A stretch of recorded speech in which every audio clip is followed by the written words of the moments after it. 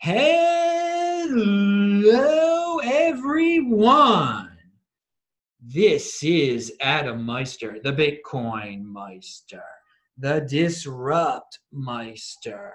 Welcome to This Week in Bitcoin. Today is August the 2nd, 2019. Strong hand, long-term thinking, value your wealth in Bitcoin, 5-digit realm, in motion. Personal responsibility is a new counterculture. One Bitcoin equals one Bitcoin. Offended by selling. Don't FOMO on altcoins. Okay, so here he is. Simon Dixon is back on the show. We got a one-on-one this week in Bitcoin. Simon, welcome back. Thanks for having me again, Adam. Always a pleasure to be here. All right, so let's jump into it. I think it was yesterday or 2 days ago, the last of the United States crypto hearings for now. What's your take on, you heard and watched some of these hearings. Will Facebook be able to get their way? That's the bottom line. Are they going to be able to get their Libra? Is the United States going to give in? I don't think the United States needs to give in. It's just a question of whether US will be able to participate or not, which seems to be the way that crypto is going right now. There's like the rest of the world and then there's the US, and the US are deciding whether they want to be a part of it or not, or whether companies need to relocate. So many of our portfolio companies like Circle, they've relocated, Poloniex to Bermuda, Bahamas, I think. And Abra, another company, relocating outside the US or restricting using it from the US. And if Facebook has to launch their own cryptocurrency and use the wallet from Switzerland and use the wallet to restrict US people, then that's probably the path it would take if US regulators decide that they don't want this to be. It's a question of there's international competition, we have global jurisdictions, and you either try and fight the trend or you try and support the trend. And if you fight the trend, then the innovation goes offshore, and then you end up giving all your data overseas. It's kind of like when China banned all the exchanges. They all just went to Korea, Japan, and people that put together regulatory structures ended up collecting all the data for the exchanges. And so I believe that Facebook is shaking up the world with this project. They quite rightly put it out of Switzerland for a reason. And the Facebook hearings and the cryptocurrency hearings show why they were right to do this out of Switzerland.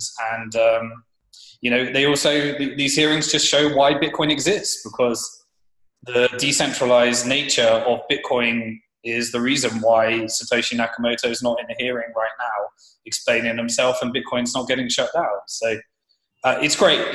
I've really enjoyed seeing all these conversations move to the front of the world, Facebook shake up the world, and regulators and everyone around the world being forced to, okay, we can't brush this aside anymore. We've got to decide what we're going to do. And if we make the wrong decision, it may determine the future of our country and its competitiveness. Bottom line, you see Libra happening? I think it will happen, yeah. Okay, because there are some people who I guess are making the United States the be-all that ends all. They think it's not going to happen because after what they saw, they think there's going to be too much regulatory scrutiny. But you're saying, who cares what the United States says? They've got a backup plan where they could do it outside of the United States. Absolutely, yeah. We have competing jurisdictions now, and that's the beautiful part of this world. I believe it is going to happen. But I don't think they're going to cross the United States. I think they're going to do whatever it takes to follow the rules of the United States. And the taste that I got from that hearing is that there's some pockets of the United States government that's going to want to make them jump through all sorts of ridiculous hoops. And again, I believe they should be able to do this. I don't think Facebook is the greatest company in the world, but that's my opinion. But they should. I think this is a lesson to the world that it's not just countries that can produce currency. And if the United States going to let this happen so easily, that's what keeps going through my head. Like, this is an earth-changing event we're talking about here, Simon, if this really happens. Absolutely. I mean, this is, look, US are going to make a decision at the end. They either give all the data offshore, they either let Telegram do it and give Russia all the data, or they let WeChat do it and give China all the data, or they let Facebook do it and they collect all the data globally and become a bank for the world. And they'll probably back it by the dollar. So, you know, the pushing back on this is only going to drive everything outside of the country. And they just need to accept that we are in a multi-currency world. If they let JP Morgan create their coin and then they say Facebook can't, essentially this is just a reallocation of power. So I don't think it's a regulatory thing. This is Silicon Valley taking on Wall Street, and Wall Street using lobbyist power in order to make sure that Silicon Valley doesn't take on Wall Street. Did you have any positive or negative takeaways you'd like to share about what you saw from the hearings? Anything that shocked you? Well, I mean, there was all the comical stuff. You know, we got the viral videos of talking about shitcoins and everything. I mean, it was just a very comical affair. It was a real big week for crypto. It was a real big time. You know, it just shows that, I mean, it doesn't surprise me, but how ignorant the people that are part of our banking committees are in terms of just banking, let alone cryptocurrencies. And, you know, they've got so far that the people that are going to make the decisions of this are not the people that understand this topic. But I think it was great to see the range of different thoughts. Some people comparing cryptocurrency to the innovation of Osama bin Laden was very comical. And other people saying Bitcoin's here to stay, it can't be stopped, there's nothing you can do. We either embrace it or we just get eaten alive by Bitcoin. And I think it was just great to see the complete range of different thoughts. Yeah, it was just great exposure for the industry. Move everything forward, move all the conversations forward. All right, so we're gonna, when Libra happens, this will be the first major corporate coin. I mean, that's the only way I can assume it, I can call it. And I assume after that, there is going to be a lot of other companies that are going to try to do this. Do you see the floodgates opening if this gets approved? Oh yeah, I mean, you know, if Facebook follows the model, then we're going to enter into a world of tech companies having cryptocurrencies, banks having cryptocurrencies, central banks having cryptocurrency. Everyone's going to be competing, and everyone's going to want a piece of the pie. I mean, you just said that. You said that so incredibly calmly, but I need to point out to everyone that the whole freaking world is going to change after this. I mean, this is an earth-shattering type of thing. I mean, some of these third world country currencies, I mean, there will be corporations, their currencies will be worth so much more than these third world countries. I mean, there's going to be a power shift. I mean, it's hard to understand what the world is going to look like in 10 years if in 2 years we've got a bunch of corporate coins out there. It's amazing. I mean, can you see on CoinMarketCap, Bitcoin not being number one in terms of market cap anymore because one of these corporate coins manipulates the supply so that they're number one? That can happen. So it's going to be interesting to see what all the statistics have and how they adjust to it. You know, I mean, that was happening during the ICO boom. You know, people were just printing up tokens and releasing a certain amount of them, and that was changing. You know, I mean, XRP is another example of that. You know, so it already happened on that scale. I'm sure it's going to happen on the corporate scale. These are all XRPs, basically. I mean, backed by legitimate companies, though. I mean, they're going to print a bunch of money out of thin air, centrally controlled by a corporation, which is similar to XRP. Thus, I mean, these are successful corporations. They're going to know how to market themselves, and the way you market yourself is you get listed in that top 10 on CoinMarketCap. And so, I mean, if this really happens soon, I foresee the top 10 being like all corporate coins eventually, and maybe with Bitcoin up there too. Still, Bitcoin obviously being the best.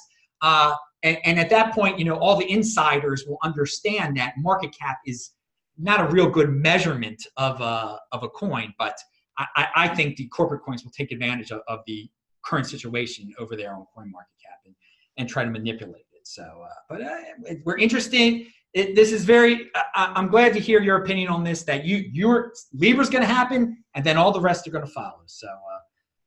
We shall see. I think a lot more will happen before Libra. I think the other countries are going to try and get in before it. And so, I mean, WeChat hasn't launched their cryptocurrency yet, but they already disrupted cash in China. And, WeChat literally had such a huge impact in China. You don't pay your taxi in China with cash, you pay with WeChat. When they launch their own cryptocurrency, that's instantly going to be, could even be bigger than Facebook. This is true, and I'm glad you can give us this Asian perspective. We sometimes forget what's going on over there. You're right. A company there could just jump ahead. They don't have to. They probably don't have to go through as much as Libra. It seems to have to go through here in the United States. So, good point about that. It is earth-shattering. By the way, I didn't mention this before we spoke, but there was news the other day that a major bank in China listed on a website said how to use cryptocurrency to its users. Did you hear about that at all? I missed that one, Adam. There's so much going on right now. It's like you just can't keep up with everything. And that's the thing. In China, back in our day, back in 2016, if there would have been news out of China like that, China was the thing. If a bank in China was talking cryptocurrency back in the day, 2016, it would have been the biggest news, and everybody would. But it was just a story that I heard in passing at the beginning of the week. So that is an interesting perspective. And we used to. I can remember conversations with you. We were talking. China made it illegal again, or China banned it again, and it's the world has moved on from the crypto world has moved on from being fixated on whatever comes out of China. The first, for those of you who don't know the background, in 2013, the Chinese the Chinese TV released a documentary on Bitcoin, which drove the first real speculative frenzy within Bitcoin, or one of the first speculative frenzies. And the way that TV works in China is you don't get on TV as a documentary unless the government want you to be there. So a lot of people were speculating on whether the China politically were allowing Bitcoin to go on TV and drive adoption as a hedge to try and compete with the dollar, or have different, create some kind of disruption within the dollar. And then they banned it, then they didn't ban it, then they banned it, then they didn't ban it, then they banned exchanges, and it's just the China's relationship with Bitcoin has just been a constant to and fro since 2013. Well, something that Bitcoin has not experienced yet, and which doesn't have that much to do with China, is a Fed rate cut. Until the other day, the Fed cut rates. And this is the first time this has happened during Bitcoin's life. The last Fed rate cut was beforehand. So what's your take on it? What's it going to do to Bitcoin, if anything? I mean, it's really significant that the fact that the stock markets are at all-time highs. We've got, these markets that are really pumping into new time highs. Everything is allegedly as it should be. Trump says the dollar is going to be here forever. It's the strongest currency in the world. And it will always be and never change, despite the fact that every 50 years, current world-dominating currencies always change. Yet they are cutting rates. That's a very bearish sign for the economy and for whether things are actually, going to plan in terms of where we are right now. The US government said that the Treasury Finance Minister, he said that they've hit $22 trillion of debt in the States. And if they don't raise the debt ceiling in September, then they can't meet their liabilities and they can't actually meet their obligations. So literally the US debt cycle is at its all-time high at the point where they run out of money in September.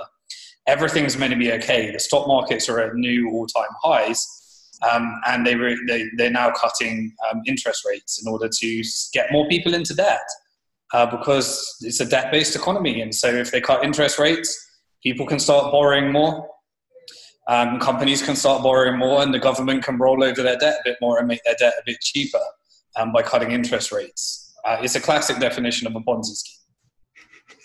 Well, do you think so? There's going to be more money flowing around now because people aren't going to be keeping their money in the bank because the rates are going lower. Do you see some of this money flowing into Bitcoin? I mean, absolutely. There's a fight, there's an institutional fight for yield at the moment. Nothing is yielding. They're getting negative returns from bonds. Lending to the government is a foolish way to actually invest funds at the moment. Stock markets are, really feeling like they're overheated. There's no justification because it's all fueled by debt consumption. All these companies and all these corporations, everybody's buying on credit cards, everybody's owning their home on mortgages. Everyone's living paycheck to paycheck, month to month, with the exception of the top 1%, which own all the assets that are benefiting from that. But the economy is not in a good place at all. It's perpetuated by quantitative easing, excessive levels of debt that are completely unsustainable, and the belief that they never have to repay that debt, and therefore the lower the more you debase your money, that people are banking on their debt just being pardoned and disappearing with the banking system. I do think that these stable coins and digital currencies, we talked about it many times on the show, are going to be used to bail out the banking system when the next systemic risk event happens, which I believe is very close. You actually, on a show of yours, you mentioned this scenario happening in Japan, I believe, that they're already preparing for this, you think? The countries that are in the highest levels of debt, that are creating good regulatory structures for cryptocurrency exchanges, and have them are in a position where they want to do some kind of redistribution. I think Japan's perfectly positioned to try and capture a lot of that, and a lot of countries are developing their cryptocurrencies right now, and I believe that it's all a hedge. So that when banks go bust, people don't lose their money, they just replace it with a digital wallet.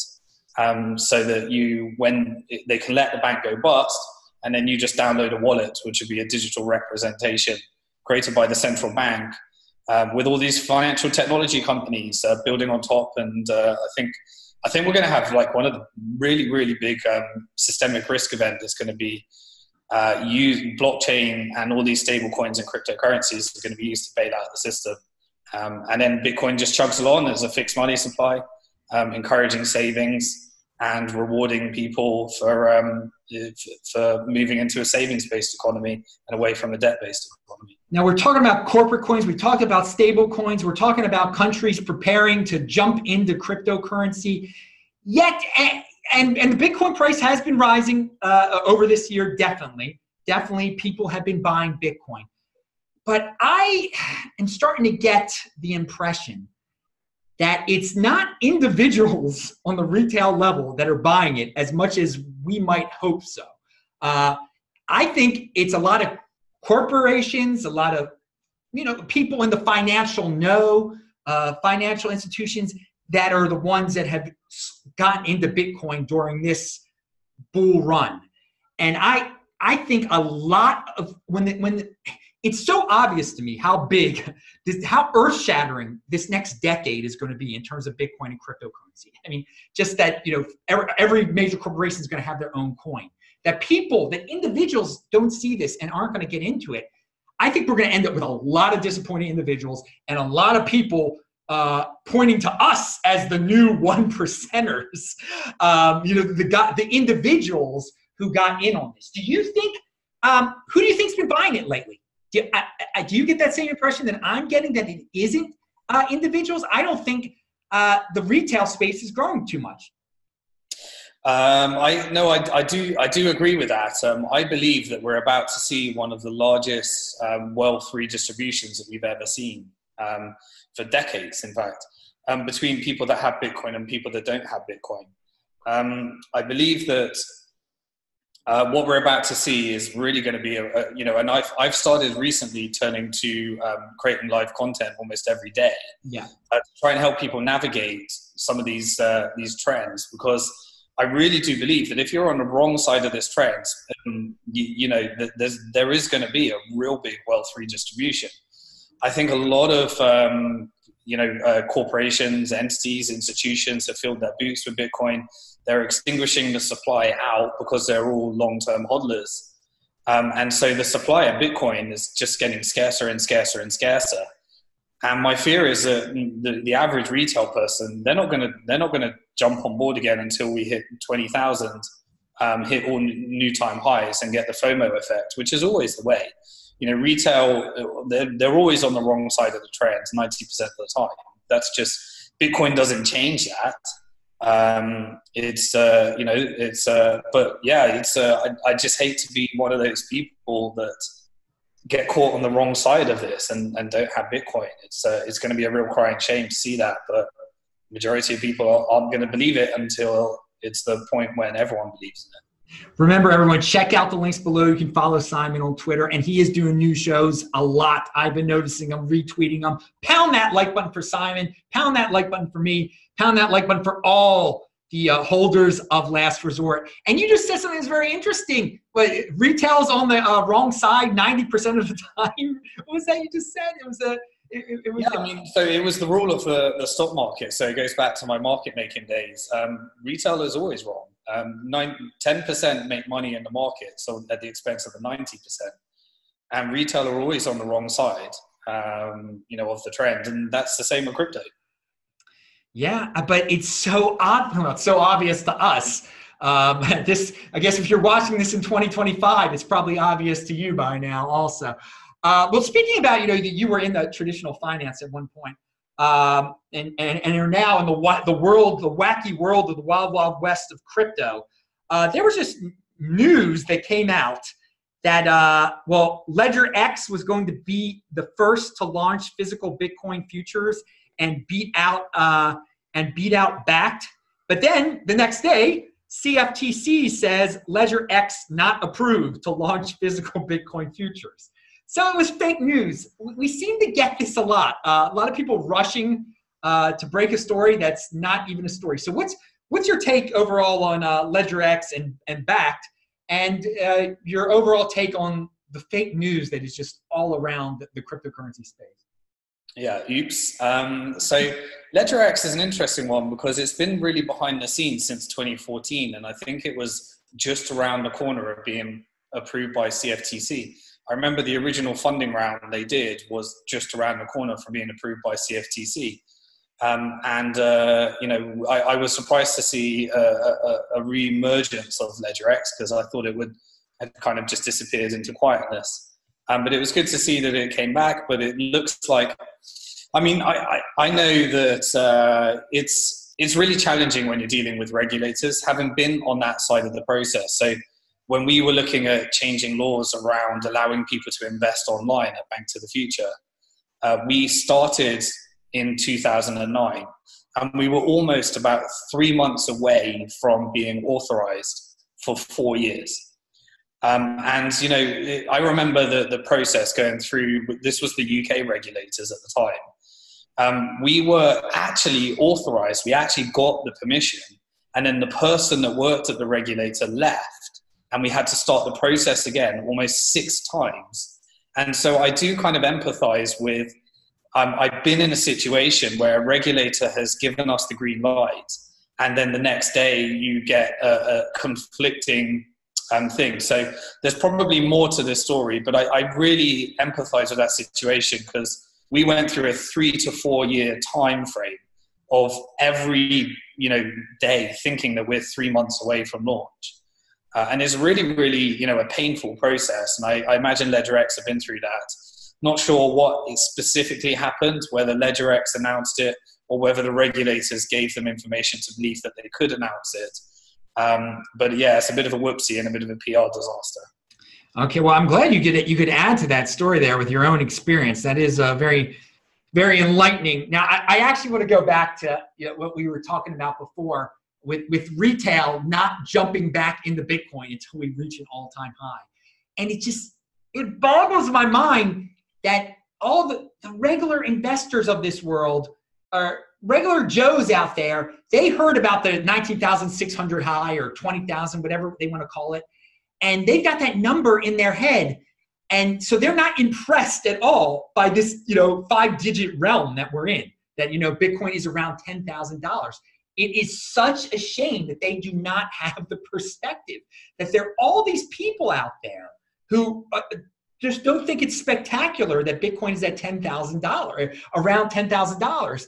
I mean, they have no memory of 2016 when it was in the 3-digit realm. You know, it was that last, or the first day of 2017 is when it got to $1,000 again. And that if an all-time high is what it takes to get the 90% in the Bitcoin, I mean, it just shows you why that we're always going to have this so-called wealth inequality out there. I don't know. You've really got me thinking when you mentioned that specific thing, that you don't think that people are going to jump back into Bitcoin until it hits the all-time high again. It's unbelievable to me that because again, I mean, we're in this little bubble of cryptocurrency fans, and it seems like, I mean, we are pumped. Everyone's happy. There definitely is money coming in, but the more I think about it, it doesn't seem like there's that many new people that are coming in as compared to, you know, during 2017, during the ICO thing. My Lord, that was like every day it was a new person, a new channel, a new this. So yeah, it's unfortunate. I guess this is how bubbles happen. I guess that's what we go through cycles of adoption. We'll go through it again, I'm almost certain. And I think the next one will be driven by a reallocation of assets from traditional markets to crypto. I really see that as something that's coming around the corner. And retail will start getting on board that once it hits all new time highs. It's just, you know, but you also have to appreciate it. But, you know, in terms of if you were just in this for, the ability to increase your wealth, then the game that you're playing is believing in something before everyone else believes in it. Because the day that everyone thinks that Bitcoin is just this great thing that's not a Ponzi scheme, that's not a scam, and it's not a currency just for drug dealers, then Bitcoin will probably become a real store of value at that point, where it's stable and people use it like gold to preserve wealth rather than increase wealth. But while it's in the speculative phase of being people are speculating on whether it can become a store of value, then the opportunity for ultra high profits exists from those that get the trend right. And so the day that everyone believes it is the day that, that there might not be opportunity for huge gains. Yeah. And then it can become a medium of exchange and units of account at that point. But right now, you want the more, if you're trying to accumulate, then the more people that don't believe in it, in something that I'm certain is going to make a huge impact in the world, then, the higher the return for as people come on board and discover it. Going back to the corporate coins, once they come along, that's going to be a lot of free marketing for cryptocurrency. Do you think that could wake people up? Once Facebook has a coin, once Amazon has a coin? Yeah, I think just having, the fact that Facebook's cryptocurrency will be driving lots of people in, and you have all these different services, these technologies that people are used to that have masses and masses of users. And they'll start using it to be exposed to it for the first time. And then at some point, they're going to be exposed to that chart of what happened to the Libra cryptocurrency that's pegged to a basket of dollars and euros and gold and all this stuff, that's going through either, cycles of inflation, deflation, whatever it might be. But then it's going to be priced against Bitcoin. And at some point, people are going to say, well, I'm using this money to make expenses, but look what's happening to my savings. And they're going to see those charts against those that saved in Bitcoin versus those that saved in Libra. And they're going to question whether they're making the right financial decisions. Wow, those that saved in Libra, what a world we're about to enter. Pound that like button. Let's talk about the IRS letters. A lot of Americans were freaked out when they started to hear that they were going to get letters from the IRS. Do you think this is going to turn some former people who were positive about cryptocurrency off? Could this cut down on altcoin trading? You actually had a video that discussed, will this help define what Bitcoin is in terms of Bcash and BSV? Tell us your thoughts on all this. Yeah, so I released a video after the IRS because tax and crypto is a very tricky situation. I do appreciate the way the IRS went about this. They sent letters, stating, we believe that you have cryptocurrency, and if you didn't file those tax returns, then this is a good opportunity to correct that mistake. And really, that's, to me, I see that as an opportunity for you to try and correct your mistakes if you have made mistakes. And the rules, I guess, the main things, I'm not a tax advisor. I tried to give as best advice as I could. I just was going through all the different things you really need to consider when putting together a tax strategy. But the key to it is that if you were trading, then you are creating taxable events. And you are probably going to have to price those taxable events to the dollar, and the more frequently you were trading, the more price events you need to figure out. And you will be, it's treated as property. And so therefore there will be gains and losses, and you're really going to have to get, a CPA and an expert to kind of help you with this stuff. But yeah, I mean, it's an opportunity to either, you will, obviously in the US, there's only one way of getting out of the system that I know of, is to relinquish citizenship, through a very lengthy process, or you look at the Puerto Rico strategy. But yeah, if you decide that where you want to live, if it's important that you live where you want to live, then you're going to have to adhere to those rules. And, the IRS is going to be looking for the money grab. They've got $22 trillion of debt that they're allegedly trying to pay off, and they're saying that they run out of money in September. They're going to want as much tax as they can, and cryptocurrency is a really big cash grab for all the people that have made significant wealth converting their fiat to crypto, and all the gains of that have been accumulated across there. That's something that they're going to invest significant resources into. What would But remember, you haven't sold, you don't pay tax yet. What did you say? Excuse me, I didn't hear that last thing. Well, if you haven't sold or you haven't traded, then you haven't created a taxable event yet. So you can then have the time to do some tax planning and figure out what you want to do. It's only when you've got a base where you accumulated cryptocurrency, and the more time that you traded it, or you create more and more taxable events. So the sensible approach of just leaving it where it is. And if it accumulates into significant wealth, then you can do some tax planning around that and accordingly. That's what I say to people: do nothing. Just have a strong hand. Be the holder of last resort. People are always asking me, why didn't you trade it? Why didn't you sell it at the top? Well, here, this is why we're living it right now. If you just hold it, you're in fine shape. Now, how did you relate BSV and Bcash to this in that video of yours? Well, there's a number of different schools of thought. If you want to take the most conservative approach, then you received your Bitcoin Cash for free. And therefore, one really conservative school of thought is pricing it at zero. And then if you converted it to Bitcoin, then you'd have to take the dollar value of the Bitcoin you converted it to, and then you'd have to pay tax on those capital gains. That's the most conservative approach. I believe that there might be other people that believe that this could be considered a different way, but this is a tricky thing because there's no real guidance on this stuff. And so, yeah, there's a congressman from Minnesota who's working on clarifying that aspect of all of this. There was a story about this a few weeks ago. But you said in your video this is to help define what the real Bitcoin is. How did you? I didn't hear that part.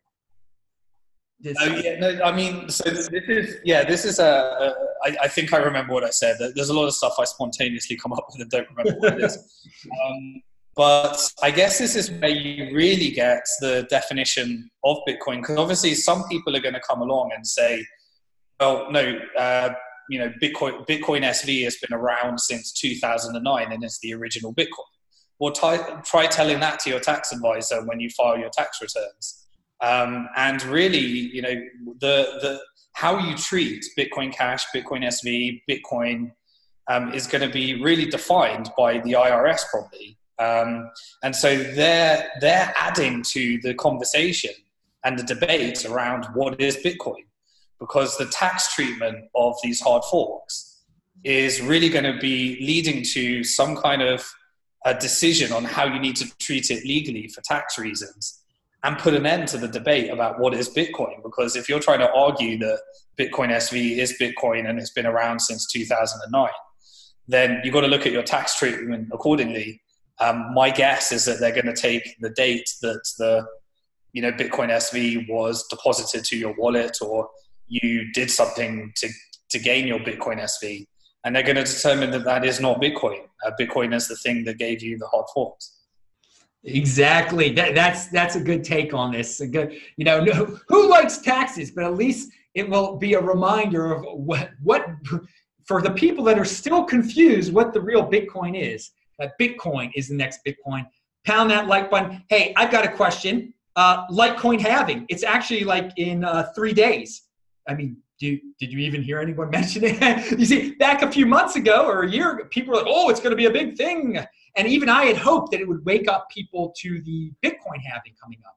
It doesn't seem like that many people are talking about it, or it's that big of a deal.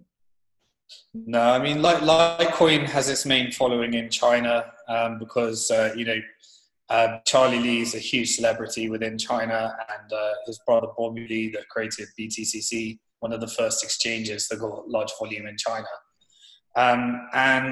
It's, Litecoin is something that miners in China really, really appreciate. It's got a large community in China.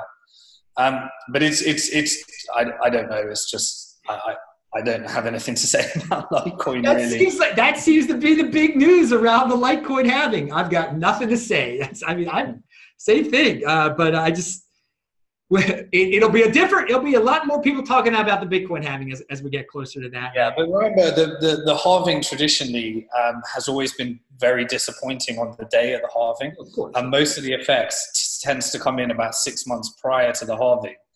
And then you tend to actually get disappointment and a correction during the actual halving.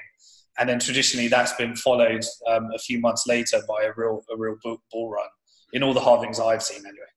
And I want to remind some people are going to say, well, but Litecoin has tripled in price since the beginning of the year. Well, wait a second. So is Bitcoin. You see, in terms of Bitcoin, Litecoin really hasn't gained very much at all since the beginning of the year. So one has to wonder. You can't price it in dollars. For crypto, you need to be using Bitcoin as the base pair, and then you need to be determining how things are performing against Bitcoin. Because really, Bitcoin is where you could have had your money. Dollars is not really a fair comparison because you're trying if you're playing the crypto speculation game, you're trying to outperform Bitcoin. You're not trying to outperform dollars. Yeah, you value your wealth in Bitcoin. And my point is that Litecoin probably went up in value because, well, Bitcoin went up in value. And since the beginning of the year, a lot of the currencies, I don't think the Litecoin halving has provided much momentum for the price change in Litecoin. Litecoin, you just got to ask yourself the question: is where is the demand for Litecoin coming? Who is using Litecoin, and where's the demand going to come from? And so when you're halving, you could reach to the stage where you're releasing, but the whole economics of Bitcoin is designed around the concept that there is increasing demand in order to use it at the same time as the supply decreasing.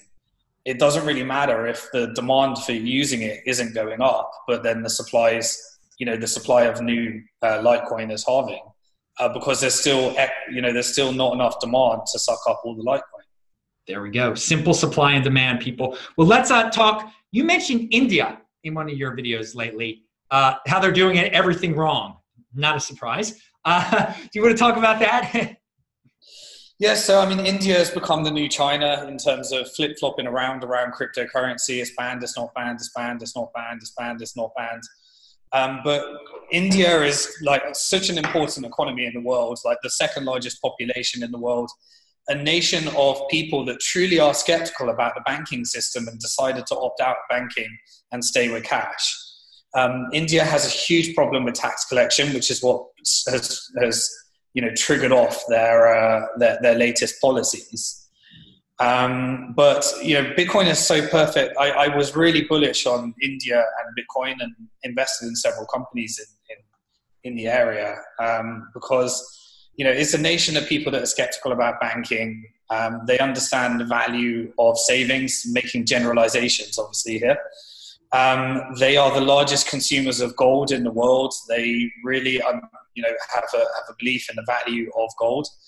And so they're perfectly positioned to actually accept Bitcoin. Plus, there are a large population of freelancers that work for international companies that find it very hard to get paid in their local currency. And so therefore a currency, like, they truly understand the challenges around pricing your service in one country but needing to spend it in another, and all the challenges around that. So they're very used to some of the challenges that are faced around with Bitcoin. But what India has chosen to do is that they're trying to compete, trying to make sure that Bitcoin doesn't succeed defensively in their country. I think it was a reaction, the ban on cryptocurrency, or the proposal. They came out and said it's not a ban. The proposal for a ban was in reaction to Facebook's Libra, because Libra, when they first came out, they said they wanted to target WhatsApp in India. And so they really realized, the US is going to have data on all of India's people through WhatsApp. And so they didn't want the US to have all that data, so they defensively tried to create a cryptocurrency ban and take their policies to the next level. But they're driving all of the people to putting their cash into the banking system, and they're forcing them to get into banking. And that's driving a movement away from a savings-based economy to a debt-based economy. So they're following the Western model, and they're leveraging up, they're making bank deposits, trying to make bank deposits the primary currency, because they want to do tax collection, obviously.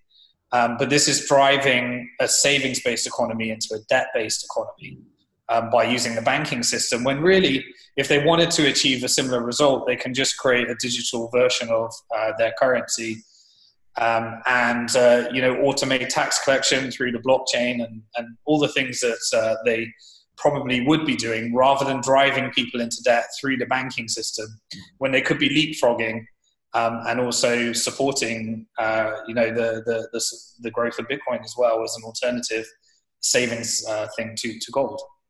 Well, India's a basket case. Hopefully, so it's a shame. It's a shame because it's the second largest population. It'll be the largest population on Earth one of these days, probably. We shall see. I really do hope for the people that it gets easier for them to at least hear about it and get into it. And yeah, Libra still says it's targeting developing nations, by the way. So yeah, and another thing to add to the conversation is there was, as with China, when they did the exchange ban, there was an incredible amount of scams. I remember during the ICO boom in China, there was 10 projects where I was listed as an advisor, projects I'd never heard of, never had any connection to. Somebody did an ICO for Bank to the Future in China, and it wasn't us. But the same was happening in India. There's an incredible amount of Ponzi schemes, with cryptocurrency. And in India, a lot of people were being really, really tricked by these, really nasty Ponzi schemes and MLM schemes and all sorts of stuff. Yeah, that's the thing, people. That's why you don't really diversify for the sake of diversification, because you don't know what the heck you're diversifying into. Stick with the real thing, Bitcoin. Don't get MLMs. We've been hearing about MLMs since 2013, actually. Scams in Africa, all over, and they're not going away anytime soon. It is the wild, wild west. People, if you see, that's just, they have no shame to use your face and your name on all sorts of ICOs. It'll happen again. They do it with all the faces and names out there. It'll probably be worse, counterfeiting. Anyway, okay, so let's, we're at the end of the show here.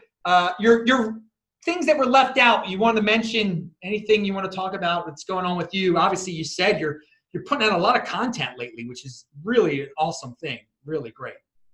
Yeah, I mean, I just decided to take the time out to try and educate people. There's no agenda in it. It's just simply trying to help people navigate. You know, a thought that came to mind the other day is that we all, although we might not want to be speculators, like we might just want to sit and we are all driven to speculation, whether we choose to it or not. And one thing is that we are all going to have to make a decision about whether we take on debt, whether we save money, whether we put money into real estate, whether we hold money in Bitcoin, or we just hold it at a bank, or whether we rely upon our pension and our insurance contributions. And all of these decisions are really speculative decisions that everybody needs to make. But most people are just giving that to someone else to make that decision, or they're just saving in a currency that they were told that they need to save in, or they're just taking on debt in a currency. And these are all decisions that people are making in everyday life. And I think the reason I started to want to give more content is I just want people to become more conscious and aware of the speculative decisions that they're making in their everyday life that they may not be aware of. And just really give a commentary as all of these different stuff are happening. I've never seen I've never been involved in anything that moves so fast as this industry. And at the same time, countries around the world are experiencing some really, really challenging things. The whole world is an experiment we've never been in before. Like, this is all uncharted territory. And if I can give some information that helps people make their own better decisions, then I just decided to just carve out some time each day to create some content on the latest things that are happening with no real agenda other than helping people find out and make better decisions. Well, thank you for doing that, Simon. Thank you for being on the show. Uncharted territory, people. That's the kind of term that gets me excited. I want to be in uncharted territory. I want to be in an industry where you don't know what's going to happen next, where it's a new world. This is a golden age we're living in with so much opportunity. So be in motion like Simon Dixon. Pound that like button. Simon, thank you very much.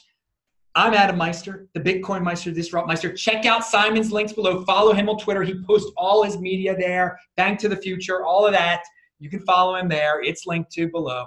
I'm Adam Meister, the Bitcoin Meister, Disrupt Meister. Subscribe to the channel, like this video, share this video, pound that like button, bang that bell button. I do this show every Friday. This is the This Week of Bitcoin show. Every other day of the week, there's a new show here. So a new show here every day. Everybody, have a great weekend. Shabbat Shalom. Thank you, Simon. Bye-bye, y'all. See ya.